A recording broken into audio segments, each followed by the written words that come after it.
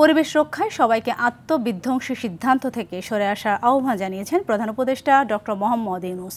Plastic পণ্যকে পরিবেশের প্রধান শত্রু উল্লেখ করে তা বর্জনের আহ্বান জানান তিনি। সকালে বাংলাদেশ চীন মৈত্রী সম্মেলন কেন্দ্রে বিশ্ব পরিবেশ দিবস ও পরিবেশ মেলা এবং জাতীয় বৃক্ষরোপণ অভিযান ও বৃক্ষ মেলার উদ্বোধনী অনুষ্ঠানে তিনি এসব কথা বলেন। জাহিদ রহমানের রিপোর্ট।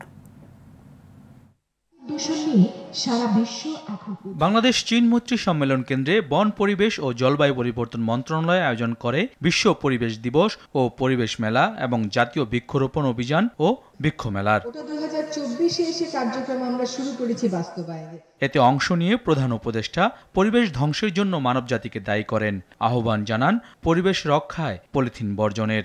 আমরা যদি আমাদের লাইফস্টাইল পরিবর্তন না করি, এই যুদ্ধে সামগ্রিকভাবে মানুষের পরাজয় অবসান। বর্জন একজন উৎপাদন করে ফেলেছে, তারপর বলছে বর্জন করে, দুজনের লেগে গেল। গোড়াতে যদি আমরা উৎপাদনটাই বন্ধ করতে পারি, তাহলে আর বর্জনের প্রশ্ন আমাদের আর থাকে না, আমাদের সমস্যার মধ্যে আমরা পড়ি না।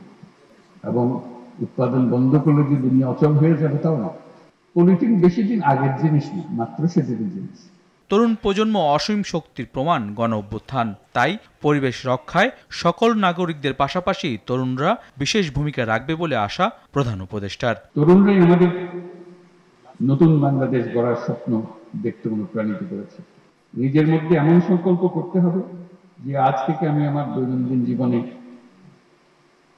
কার্বন নিঃসরণ শূন্যতে নিয়ে আসবো। আমাদের অবশ্যই আত্মবিধ্বংসী চিন্তা ভাবনা থেকে মুক্ত হতে হবে।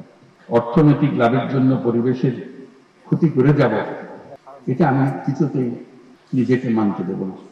পরিবেশ রক্ষার দায়িত্ব সরকারের উপর তুলে দিয়ে নাগরিকদের নির্ভর থাকার সুযোগ নেই বলেও মন্তব্য করেন ডক্টর মোহাম্মদ ইউনূস। পরিবেশ মেলা, বৃক্ষ মেলা ও বৃক্ষরোপণ অভিযান 2025-এর শুভ উদ্বোধন ঘোষণা করছে।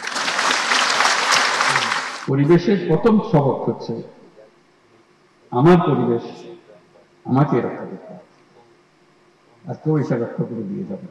পরিবেশকে হতে হবে নাগরিকদের আন্দোলন। প্লাস্টিক পরিবেশের বিষ, এটা পৃথিবীর সকল প্রাণীর জন্য বিষ, শুধু মানুষের জন্য। পরে তিনি গাছের চারা রোপণের মধ্য দিয়ে জাতীয় বৃক্ষরোপণ অভিযানের উদ্বোধন করেন। জাহিদ রহমান, RTV, ঢাকা।